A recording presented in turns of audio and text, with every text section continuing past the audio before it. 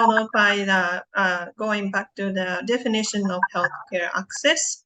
And in align with that, I want to introduce a concept called system thinking. And after that, some theories related to healthcare access and some topics of healthcare access in Japan. As Dr. Inge introduced to you all, we have done some studies on the minorities in Japan who are the Muslim who living in Japan, how to access healthcare while they are living in Japan. So that might be an interesting topic for you. And lastly, to summarize what I have lectured so far. Okay, sorry. And this map shows the Asian region. And as you can see, Indonesia on the green color. And I am in Japan now on the green, orange color. I live in Kyoto, and you all are in Surabaya. And there are some distance, 4,819 kilometers, but thanks to the technology like Zoom, and also connected to Dr. Inge in London, we are able to share our experience real time in different parts of the globe. And this is a picture of Kyoto now. We are in the autumn season. This is a temple picture of the Kiyomizu Temple, one of the famous sightseeing place in Kyoto. I don't know, some of you have come to Kyoto before, but we are known as a very beautiful and have many sightseeing and historical places. So I invite you to come to Kyoto, especially in autumn or April season, if you have some time. And also, I would like to introduce briefly about our school, Kyoto University School of Public Health. We are established in 2000, and you might think it's a very early, new, but still oldest and largest School of Public Health in Japan. And there are 18 departments and courses within Kyoto University School of Public Health, so you can learn all different kinds of subjects like healthcare economics or statistics or epidemiology and all other types of public health issues. And we offer MPH, Dr. PH, and PhD in medicine degrees. So any of you interested in learning in Japan for your near future for master or PhD, please consider Kyoto University as one of your options. And if you want to know more about in detail, there's a website, so please have a look. And now I want to make some comparisons. So I made some figures in the table. So I want to look at it one by one. So first of all, the population in Japan, we have about 123 million people, whereas you in Indonesia, you have 277 million people. So the Indonesian population is more than double of Japan. And in terms of land area, Japan is 378,000 kilometers, but Indonesia 1.9 million kilometers. So maybe I go back to the map again.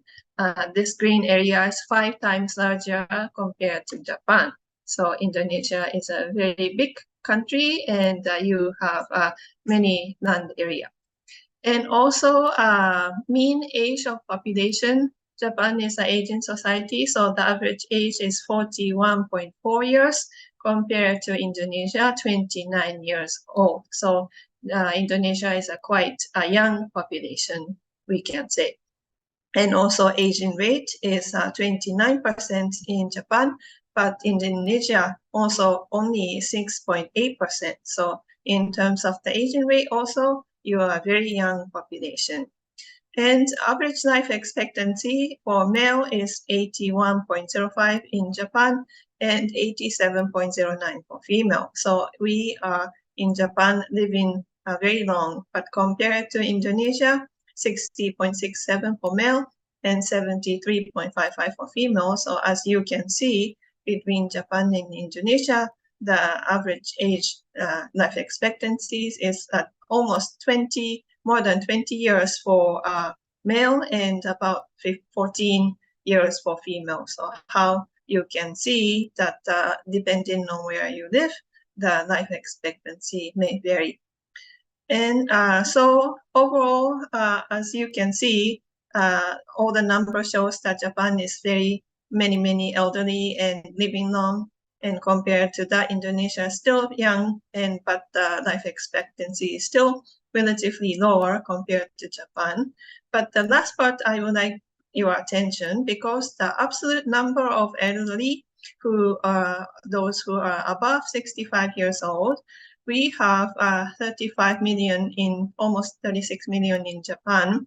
But in Indonesia, it's very notable that you already have, as of now, 18 or almost 19 million elderly, those who are above 65 years.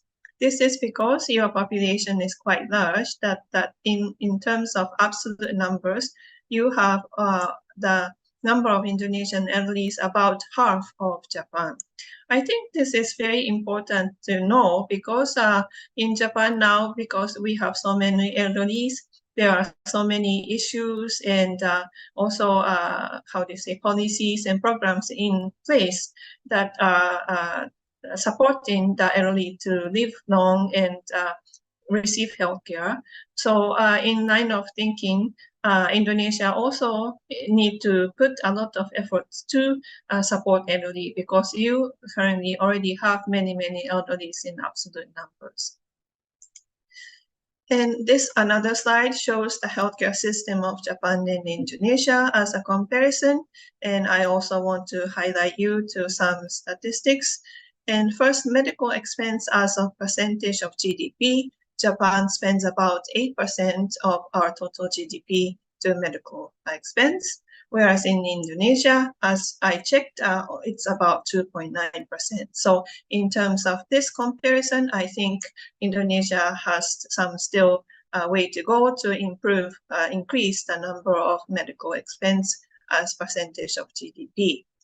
And also physicians per 1,000 people, Japan is 2.67, but in Indonesia, only 0.63.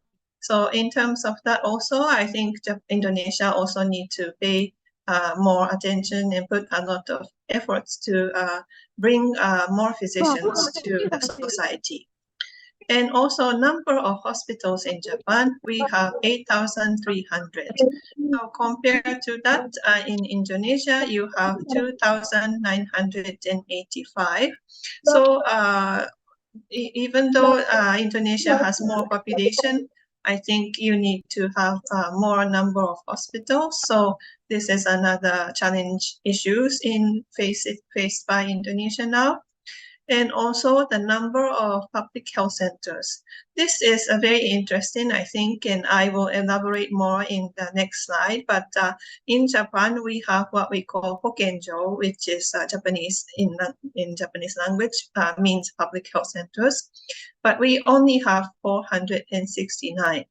Compared to that, in Indonesia, you have Puskesmas, which is 10,205. I think this is a very original and unique situation for Indonesian healthcare system, and something you should be proud of. I think that in most of the communities everywhere in Indonesia, you have access to public health centers, and that's a very advantage and good point about the Indonesian healthcare system. And lastly, number of clinics in Japan, we have 102 and 102,000. But in Indonesia, you have 11,347 clinics. So please note for now the difference, how the situation is quite different in Japan and Indonesia, and why the reason I will explain more in detail in the next slide. So this next slide shows the types of healthcare facilities in Japan. As I explained to you in the previous slide, that the number of number of hospitals in Japan is 8,300. But this is only 7.5% of the total number of medical institutions in Japan. So all the rest is clinics. That is some 102,000 that constitute 92.5%. So this, I think, is similar in all countries, but especially in Japan, the percentage of hospital, tertiary hospital is very small, and we have many, many clinics. And even within the hospitals, you can see that the public ones are only 9%, and all the rest are 71% are private. So most of the hospitals in Japan are predominantly private. And same goes to clinics. Public clinics are only 4%, and all the rest, 83%, are private. So as you can see, Japanese healthcare institutions are predominantly private. And also, I want to explain to you about the healthcare centers in Japan. As I explained to you in the slides before, we have 469 public health centers called Hokenjo in Japan. And what are the functions of all these public health centers? They do various things, such as collecting demographic statistics on health-related matters, and also medical and pharmaceutical consultation, but not the diagnosis. But if you want to ask about your medication, you can ask public health centers. And also preventive measures against infectious disease, such as tuberculosis and new influenza. In time of COVID-19 infection spread, the public health center played a major role in collecting information about how many people are infected.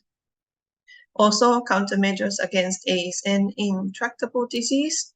They provide information and also conduct testing.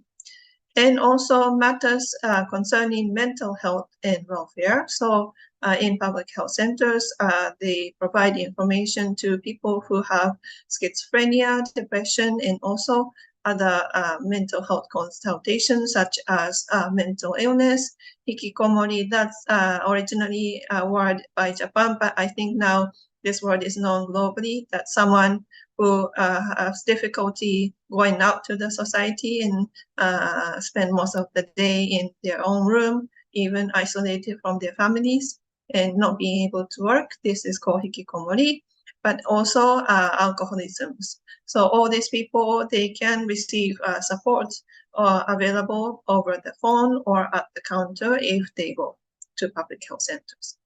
And another function of public health centers refer to related organizations, such as medical institutions, depending on the content of the consultation.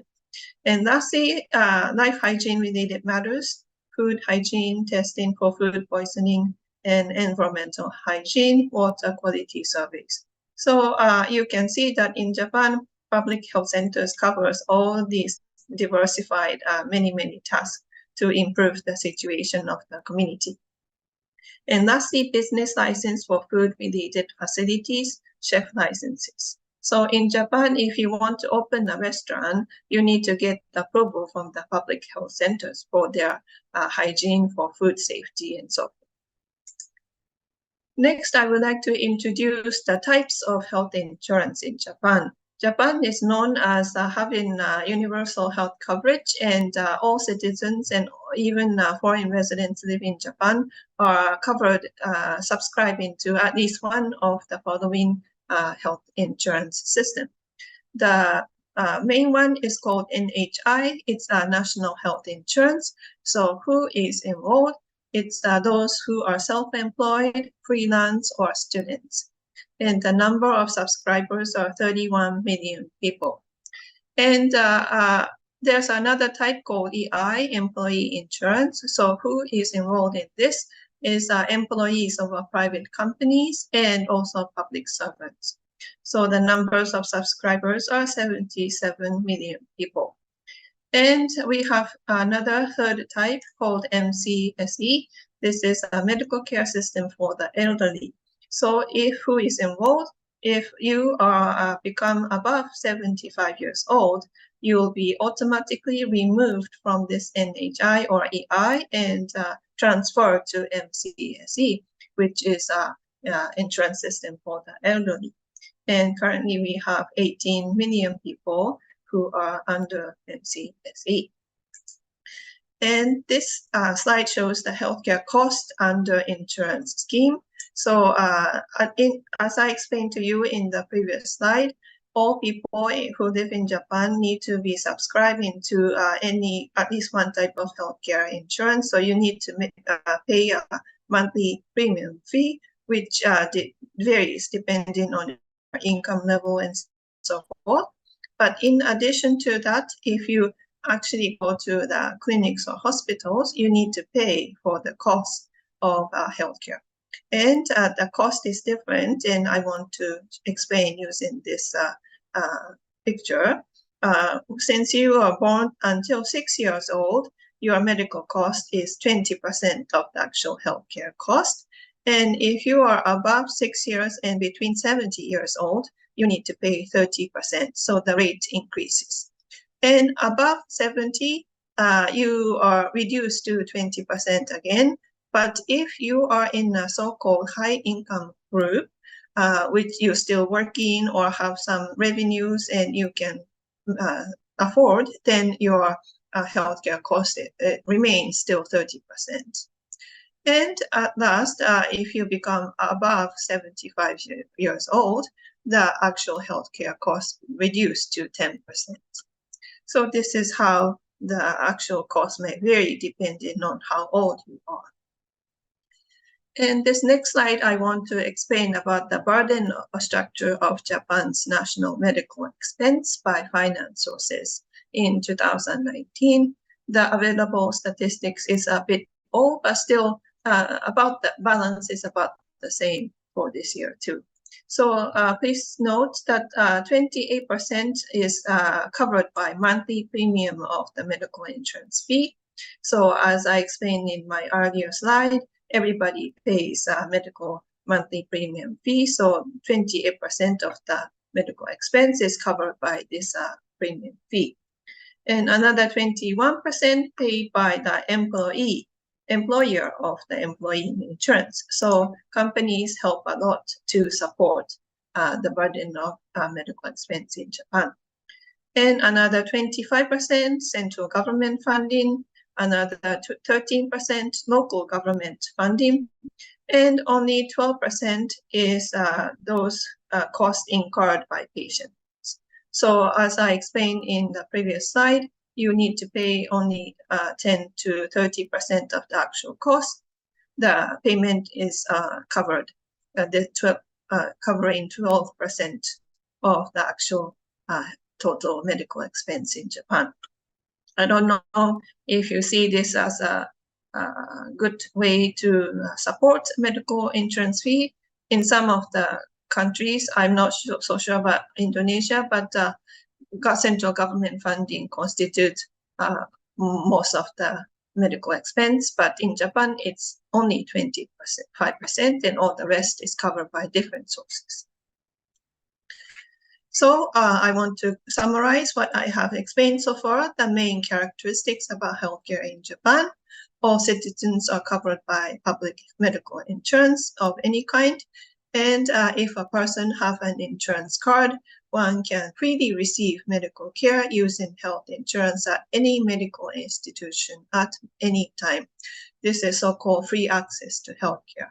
So unlike other countries like UK that I know that if you want to receive healthcare at the low cost, you need to go to the GP, general physician, at the place of your living. But in Japan, it's not the case. So you don't necessarily have to go to one clinic nearest to where you live, but you can go to a faraway place if you think that the quality of the healthcare is better. And either way, you go to public or private hospitals or clinics, basically the medical cost is not that different. And another characteristic about Japanese healthcare is that advanced medical care is provided at a low medical cost. And finally, public funds are invested in healthcare, but not all. Okay, so that was a quick overview and comparison of Japan and Indonesia in terms of the total country situation and also healthcare system. And now I want to move on to the definition of healthcare access. I'm sure you have learned this already, but I want to revisit the definition so that we have a common understanding. According to Institution of Medicine definition in 1993, healthcare access is defined as the timely use of personal health services to achieve the best health outcomes. So this is very simple definition of healthcare access. And in my personal view, I want to elaborate this definition, interpreting the nuance of what it means to have a good healthcare access. And in my point of view, there are two elements. One is that anyone can access to healthcare services without delay when you need them, and it leads to better health outcomes. So this corresponds to the timely use in the definition of IOM. But even though the healthcare is there, if you don't need it, it's not so much relevant to you. But when you are in need, you'll be able to receive healthcare. That's a very important aspect.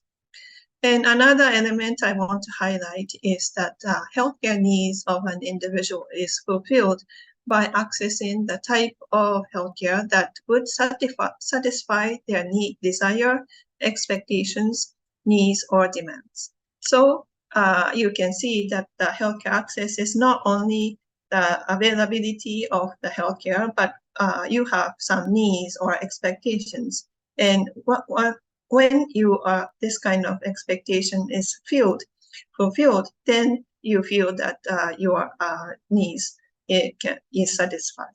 So I think this is a very important aspect. And now I want all of you to think about healthcare access from whose point of view. So of course, patients and also family and carers of the patients, but also from the healthcare providers' point of view, how to efficiently provide healthcare.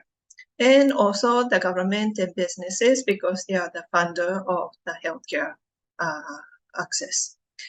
So I just want to highlight in this slide that when we speak about healthcare access, it can be looked at from various types of people's point of view, and there are diverse issues to be solved and improved and reformed depending on whose point of view. To solve or enhance understanding, I would like to introduce this idea called system thinking.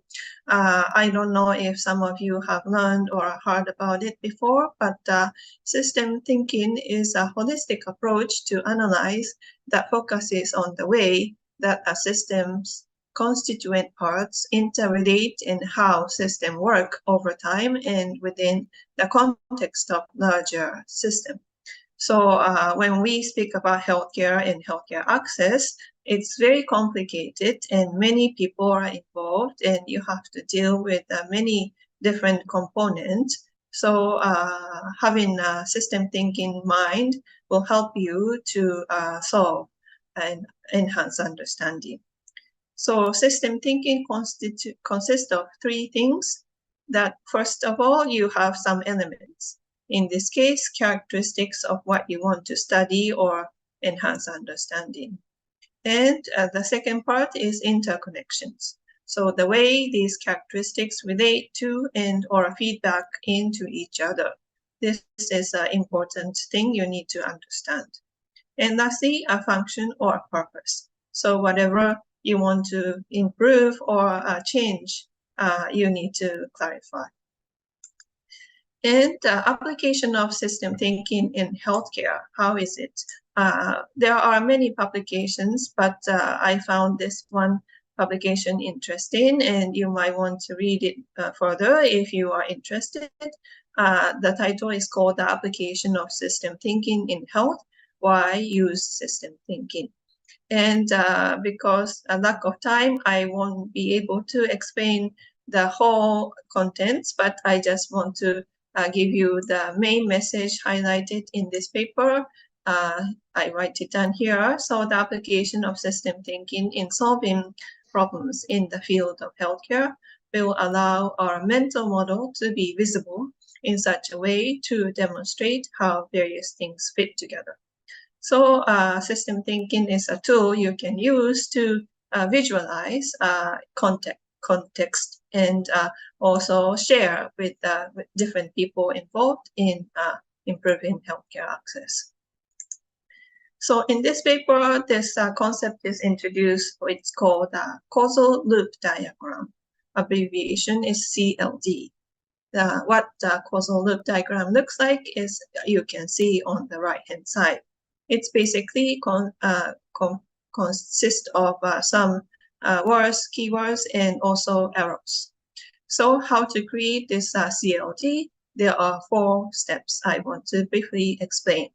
The first step is create variable names. So whatever you are interested in, you create a list of things that you want to study further.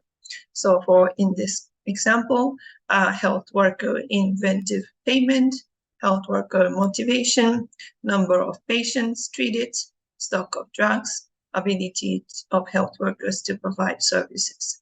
So in this case, they are dealing with hospital management or health medical care provision. So all these elements you firstly list up. And step 2 is draw the links. So as you can see in this figure, you try to connect different elements by drawing the lines or arrows. And step 3 is label the loop. So according to this type of causal loop diagram, there are only 2 types. It's called reinforcing or balancing. So whatever you found out, that interrelationship between each element, it can classify as either reinforcing or balancing. So depending on the context, you try to label one of these. And the last step is talk through the loop. So this is a very important part, not only drawing and finish, but also you need to tell the story to be sure the loops capture the behavior being described. So this is a simple, basic explanation of what causal loop diagrams. I think you can apply this concept in any of the topics or project that you are interested in. If you want to learn further, there is a YouTube video explaining and also a web page. So please refer. Then if you become advanced in drawing the CLD, you'll be able to show graphically the complex system. In this case, they are trying to show the healthcare management system in macro scale. So in the center, they have effectiveness of health system. And related to that, you have like fragmentation of health services, workforce dropouts, finances, governance structures, levels of leadership, and human resource management, and availability of health services. So all these different components, it might seem like independently and not associated different issues, but when you try to think about it in totality, they are interrelated. So I think CLD is a useful tool to be able to show all this interrelationship visually. And also in this slide, I want to explain to you the elements of healthcare access. There are generally 4 types of healthcare access elements.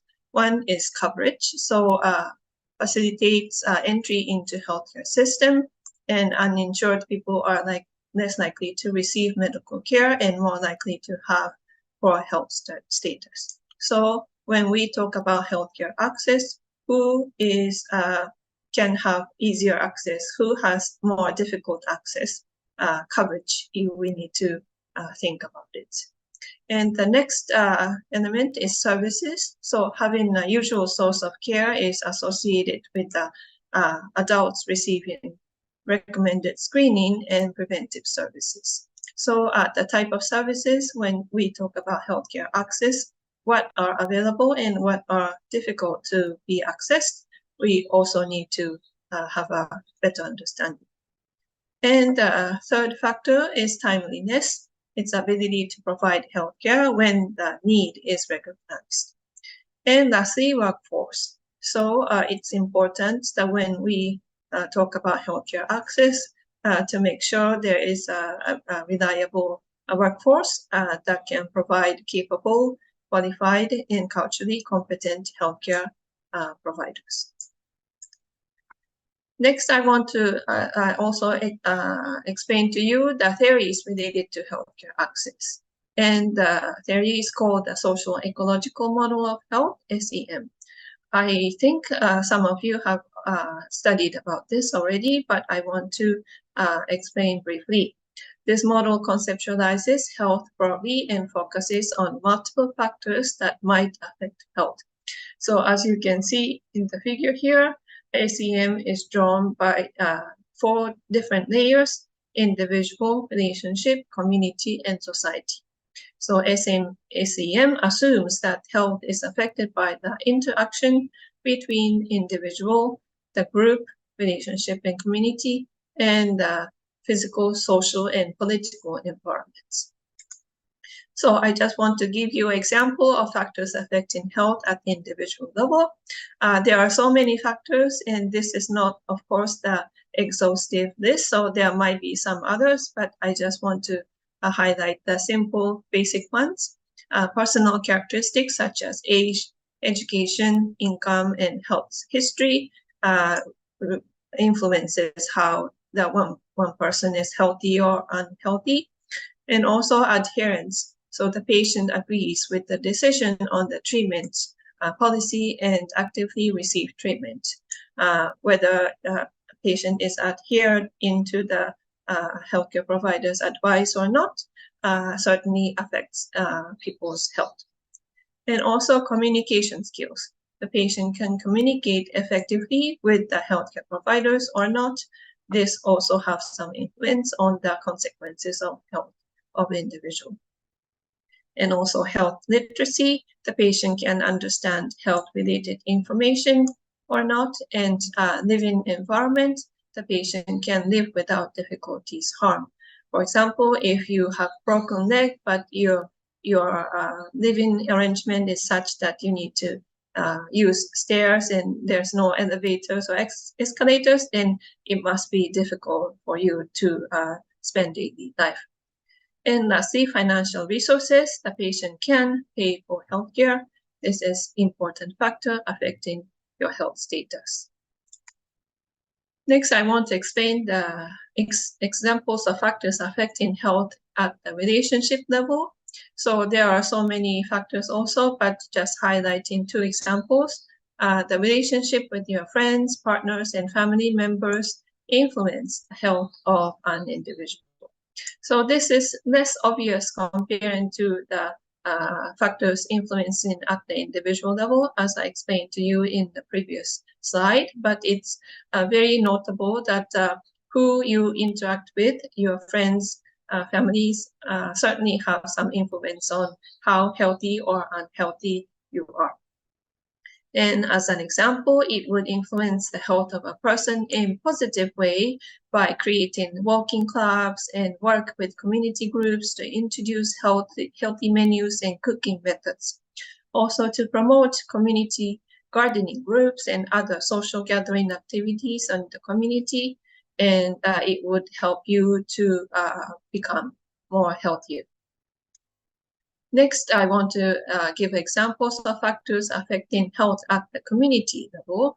So the characteristic of settings and living environment in a society that affect health of an individual.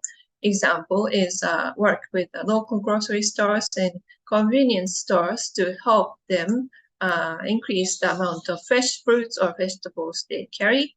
So this is something, arrangements that is difficult to be done at the individual level or even interpersonal level, but if there is one grocery store in the community who will provide catering service to delivery service to your home, then you don't have to carry heavy vegetables back to your home. And establish farmers market that accepts food stamps so that low-income residents can shop there. This is another system introduced locally that will help low-income people to have more secure way of accessing to healthy food. Lastly, work with the city or county to identify walking trails, parks, and indoor sites where people can go to walk. So all these things, if you plan carefully and coordinate some activity programs, then not only one individual, but everyone in the community may benefit and become healthier. And lastly, example of factors affecting health at the society levels. So this, again, there are many examples, but I just want like to highlight one so that you have a more clear image. Social norm may affect people's health. So example is that an elderly may think that he or she is not properly taken care by his or her adult children if elderly is living alone. This may lead to a feeling of loneliness and depression among the elderly who live alone. So I heard that in Indonesia, there is still a common social norm that elderly, if they live alone, they might be considered as not properly taken care by your adult children. But in Japan nowadays, some people might still think that way, but majority of them don't think that way. And some of the elderly are happy to live in alone and independent from your adult children. But all this kind of social norm, if it exists, then depending on where you live, which country, which cultural background you live in, some people might automatically feel that you are not well taken care of and feeling lonely and depressed. So that as a society affects health of an individual. Okay, so that was the explanation about the social ecological model. And now I want to move on to introducing some of the issues addressed in the annual report of the Aging Society in Japan. Japanese government releases annual report on the aging society each year, and this report clarifies the status of aging population, the implementation status of measures for an aging society taken by the government, and the measures to be taken in consideration of aging status in Japan. So I think this kind of issues discussed in Japan, it may be useful to you in Indonesia. So English version of this report is also available. If you are interested, please read further. I want to introduce one issues addressed in this report regarding healthcare access and transportation in Japan. So there was a questionnaire conducted about the access to healthcare and transportation in 2018, and those Japanese male and female above 55 years old answered this questionnaire. So they asked the question, how often do you visit clinics or hospitals? And as you can see, this color, blue, green, dark blue, and brown, it's about 91.8% of the total. And blue is you visit the hospital about 2 or 3 times a month, and green one is about once a month, and dark blue one several times a year, and brown one not even not used. So Japan, although we have many elderlies, when we take a questionnaire to those above 55 years old, majority of them, 91%, says that they visit clinics or hospital only once or twice a month or even less. And so all the rest of those who goes to clinics or hospital more frequently are smaller population. That's a good sign because all people can live healthy without depending too much on healthcare. And this is another question in the survey asked about transportation and healthcare access. So they asked the same group, what are the means of transportation when using healthcare services? So this was counter to our expectations, but 50.9% of the who responded said that they drive their own car to go to hospitals. So about half of them. And then another about 20-30% walking and bicycling to hospitals. And transportation use in public transportation is surprisingly not so high, 8.9%, this yellow one in the graph. And finally, transportation by family members and vehicles driven by neighbors or friends. These are very rare. So only 6.9%. So in case of Japan, I'm not sure about Indonesia, but when elderly go to hospital, they don't depend so much on others, but try to find a way to go to hospital by themselves, and majority of them drive by themselves. But this is becomes problematic when they become old enough and when they are no longer be able to drive by themselves. So transportation issues in Japan in relation to healthcare access, the burden of the Japanese elderly of driving to clinics, hospitals, while worrying about one's own health.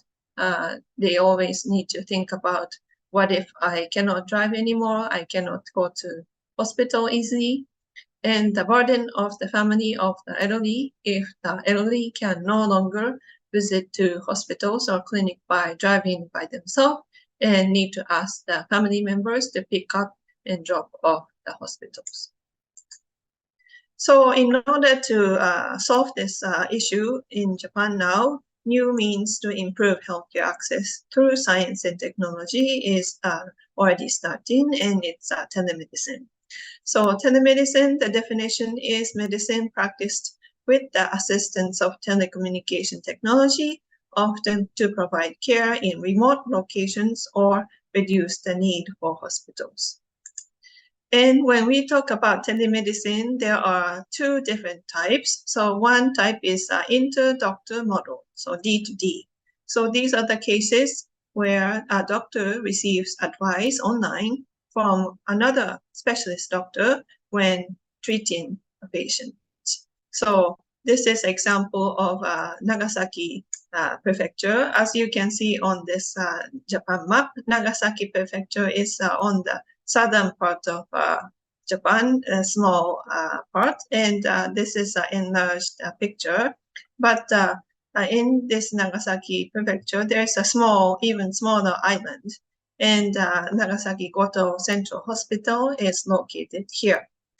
And so the doctors in Nagasaki Goto Central Hospital, they are supported by a specialist in Nagasaki University Hospital, who is located in the larger main Nagasaki prefecture. And the specialist is wearing this HoloLens, which allows a physician to see a 3D view of the patient. And he instructs the local patient's non-specialist doctor in remote place, this case in Goto Island, instruct how to treat the patients. So this is a doctor-to-doctor consultation, and it will enhance equalization of medical standards in Japan. So use of XR in the field of rheumatism and collagen disease, which are difficult to observe using just 2D, meaning like this kind of Zoom interaction coordination. But the patient who visited the Nagasaki Goto Central Hospitals on the remote island is connected with the rheumatology specialist in Nagasaki University Hospital, and the doctor is connected to a mixed reality system and 3D video camera, and MR head-mounted display were used to detect swollen joints in the hands and feet of rheumatoid arthritis patients. So this patient does not have to fly over to the larger hospitals, but they can be treated locally with the help of telemedicine. This is one type. And another type is called doctor-patient model, D2P. And this is the cases where a doctor checks the condition of a patient at home or an elderly welfare facility through a computer screen and examines the patients. So telemedicine can replace hospital visit for follow-up purposes, such as checking prognosis after undergoing surgery at hospitals.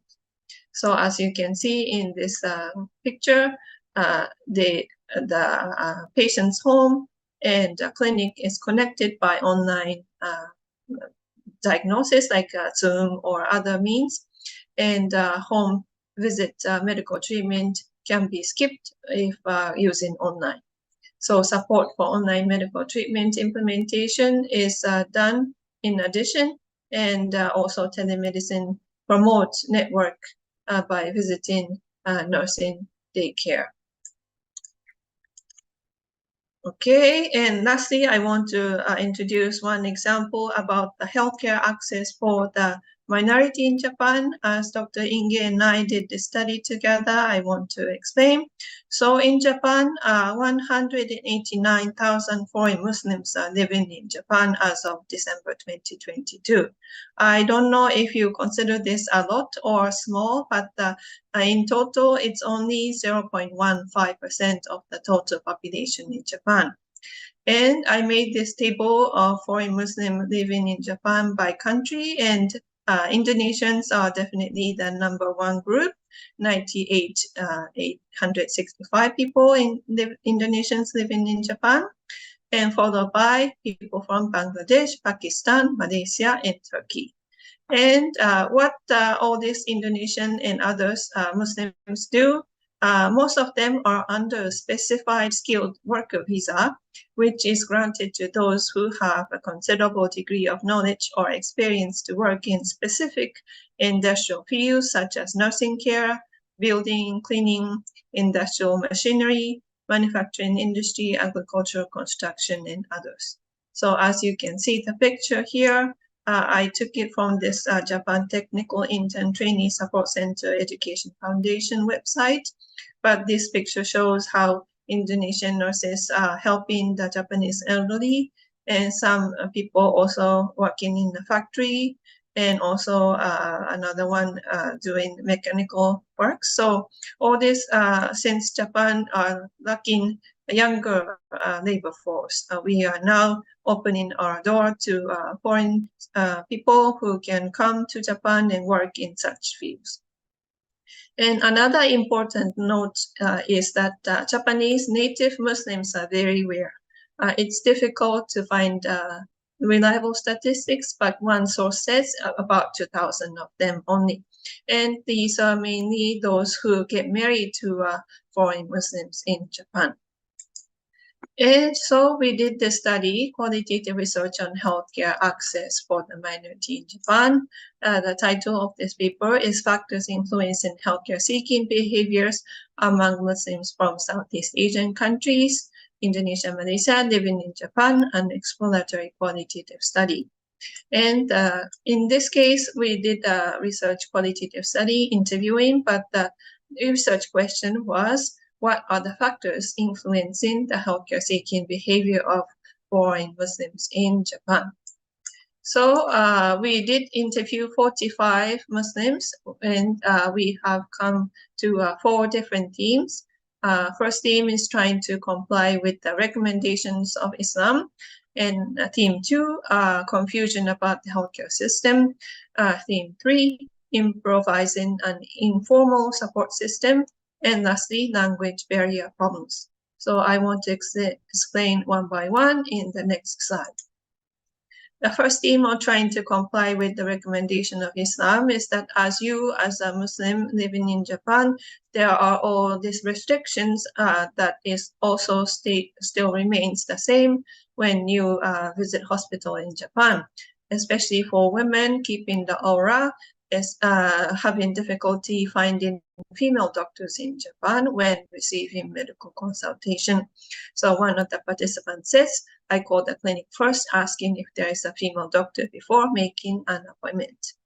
And subcategory 2, permissible to receive healthcare.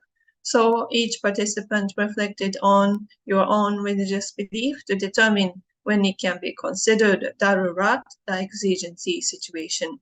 So it depends on the belief we hold as a Muslim, for example, about the medicine with ingredients from pigs. If there is no other alternative, I think I can't help but consume it for my own health and safety.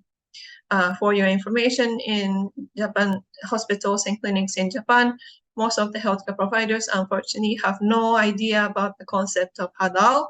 So all the medication and other types of healthcare system is not programmed in such a way to care about the halalness of medicine or food. So even if you ask the Japanese doctors or nurses, they would have no idea. So that makes it difficult for Muslims to get to know the information. Subcategory 3, preference for halal food. Muslim patients, when they were hospitalized, to eat halal food, but often found it difficult and had limited choices of things to eat. So this one participant talking about how it was difficult to communicate with the healthcare providers about their request for halal food. And subcategory 5, need for prayer space inside the hospitals. So as a prayer room is not available in Japanese hospitals, some foreign Muslims, when you have to visit the hospital for long hours during your prayer time, have some difficulty doing prayer. So this one participant says she was reprimanded by the security guard because she was praying silently in the hallway of a hospital outpatient ward. So that kind of thing might happen for you if you are living in Japan. And theme 2, confusion about the healthcare system. So this is another important aspect to be noted. When you experience healthcare in foreign country, you automatically compare with that of healthcare system of your home country. So and it's quite different depending on which country you are. So especially the participants have expectation and complain about the healthcare system at home is better. So this is a case for Malaysians, but in terms of cost, because when you go to a government clinic in Malaysia, it's free. But in Japan, even if you go to public hospitals, the medical fee is still costly, and also the same regardless of whether you go to private or public ones.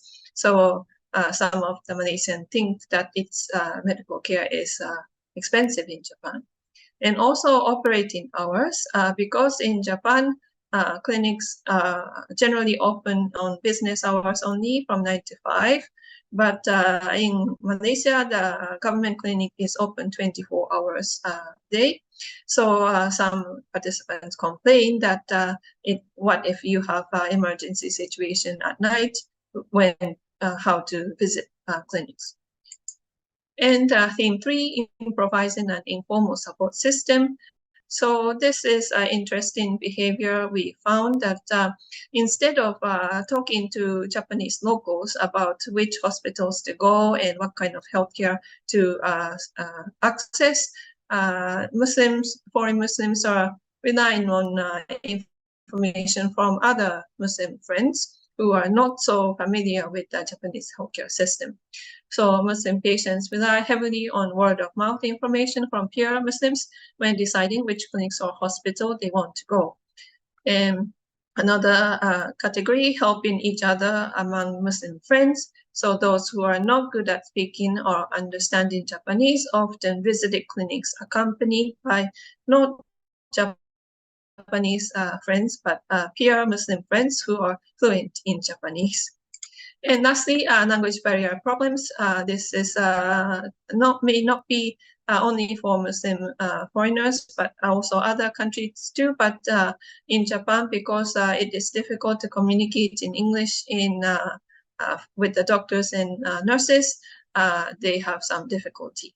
And Muslims in Japan prefer English communication for healthcare, but participants in this study generally preferred English-speaking doctors and nurses, and you are trying to find clinics or hospital who can provide access in English.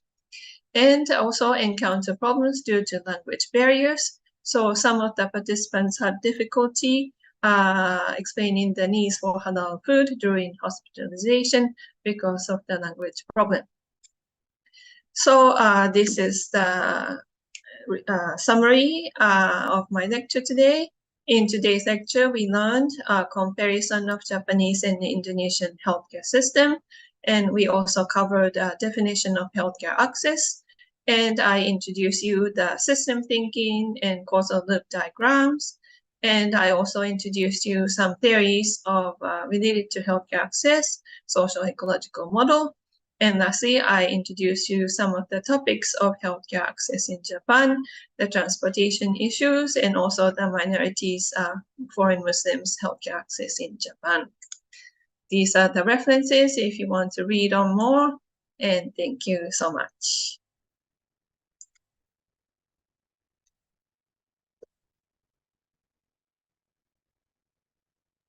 I think Dr. Inge is no longer here, so maybe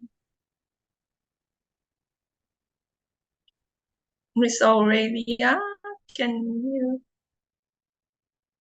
how to do this from now? Yes, Dr. Ayako, can you hear me? Am I audible? Yes.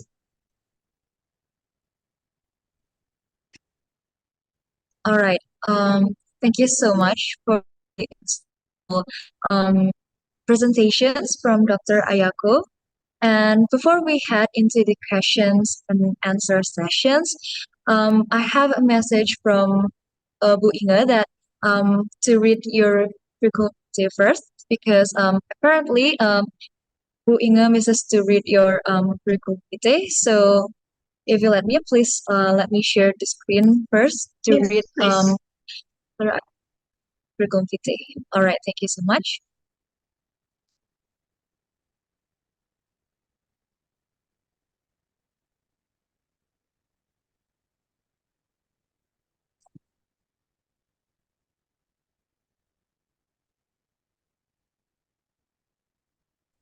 All right. Let me first read the curriculum vitae and resume of Dr. Ayako Kono as our guest speaker today.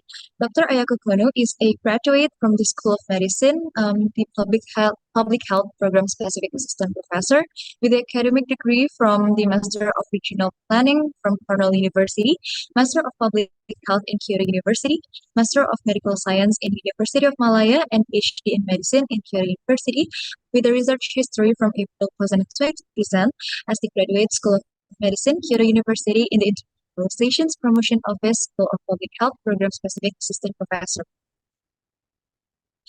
These are the teaching subjects that Dr. Ayako teaches. And Dr. Ayako has the research interest revolving a lot around global health and qualitative research in the research areas of life sciences, healthcare management, medical sociology, hygiene, and non-laboratory public health. That's how this is some papers that Dr. Ayako has published previously.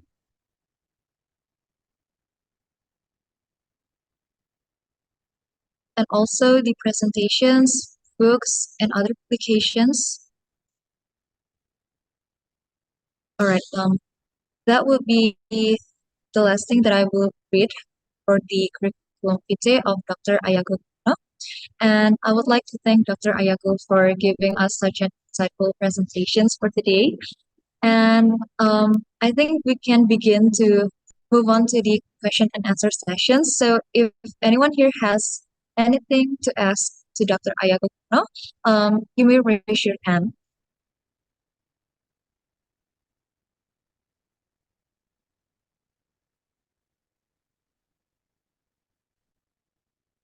Yeah, can you choose one of them, or how should I do this? Oh yeah, I will help you choose to those who have raised their hands. For first, we have Shenli Teofani from IKM 3B.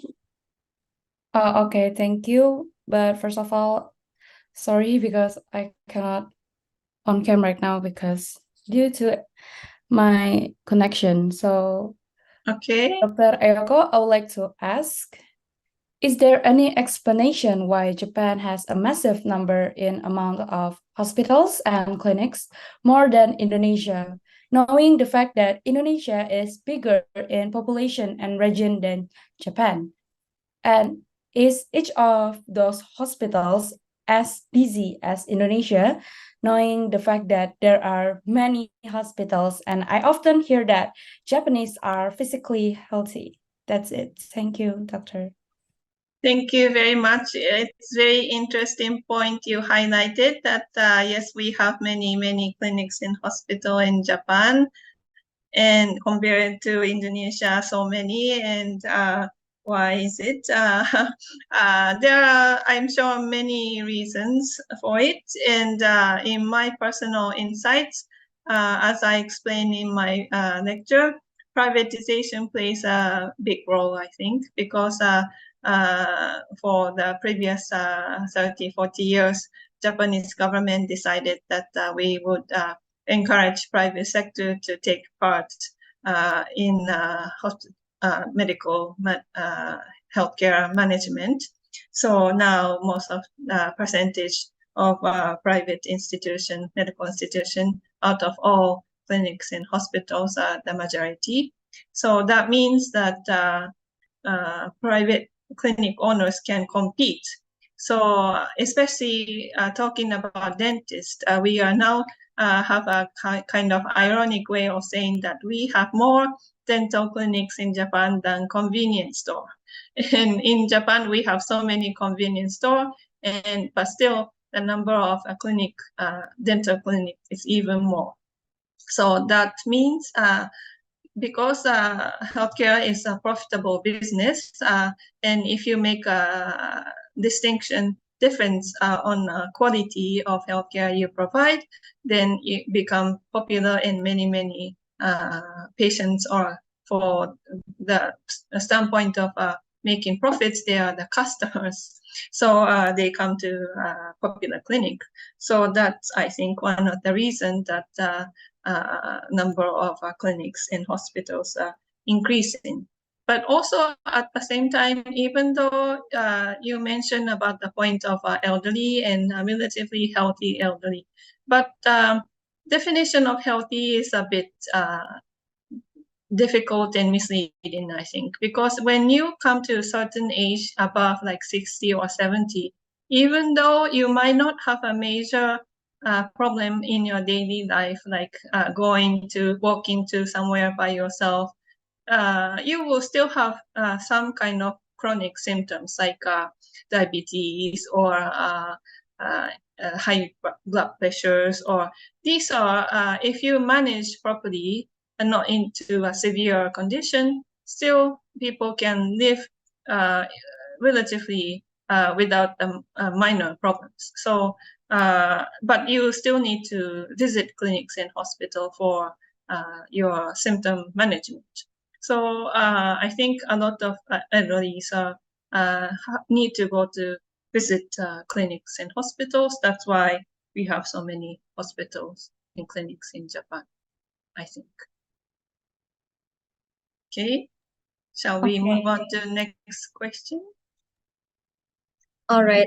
Thank you so much for the answer, Dr. Ayako. Seems like we have so many people raising their hands because they are very interested in asking regarding this topic. We will be moving on to the next questions. I think we have one question in the chat box from Sayaf Ibrahim Abiyu, but since he raised his hands as well, I will help in reading his questions. As what has been explained, the number of public health centers in Japan is less than in Indonesia. Does this affect promotive and preventive aspect in Japan healthcare system? And what is the prevalence of disease in Japan? Are there more communicable disease or non-communicable disease? Thank you. So it's again similar to the previous question, right? The number of this time public health centers. Yeah. This one I wanted to highlight in my lecture. I don't know if you understood my message that so we have many clinics and hospitals in Japan, but not many public health centers. And in Indonesia, as far as I studied, you have many puskesmas, the public health centers, and that's a very different structure. And so I would say that in Japan, in terms of healthcare promotion, we are in a stage that we no longer have to promote people to care for their health, even though technically speaking in each different matters like diet or how do you say smoking or walking, exercise, we still need a lot of improvement. It has to be done, but some level of awareness and knowledge is obtained in the general public that not so much great effort has to be put into promoting health to a degree that encourage people to come to hospital, but now is a matter of how to improve the quality of healthcare in the clinics and hospitals. So public health center plays a different role, I think, than what you do in Indonesia. This is my observation. And talking about the prevalence of disease, as we are aging society, many of the chronic and non-communicable symptoms, like I mentioned earlier, like high blood pressure or diabetes or cancer or this kind of illness is common, I think. Okay. All right, thank you so much for the answers, Dr. Ayako. We will now begin to move on to the next questions, which will be coming from Farah Fadila from IKM 3A. You may have the floor. Okay, thank you for the opportunity, Dr. Ayako and Aura. Okay, my name is Farah. I want to ask that, as I know, there's many elderly population in Japan that living alone. And as Dr. Ayako explained earlier, the Japanese government released an annual report on the aging society and the implementation status of measures for an aging society taken by the government. And as mentioned by Dr. Ayako too, there's factors affecting health at society level that if some elderly living alone may lead to feeling of loneliness and depression. Then, does the elderly population that living alone in Japan is experience loneliness and depression too? And how does the Japanese government especially address and handle the elderly population? Are there any special ways for health workers to prevent elderly depression? I think that's my question. Thank you very much. It's a very important issue now in Japan. And so how to improve and solve this problem is not so easy. And so as I mentioned, the society-wise, we are moving on to a perception that living alone itself is not always directly linking to loneliness and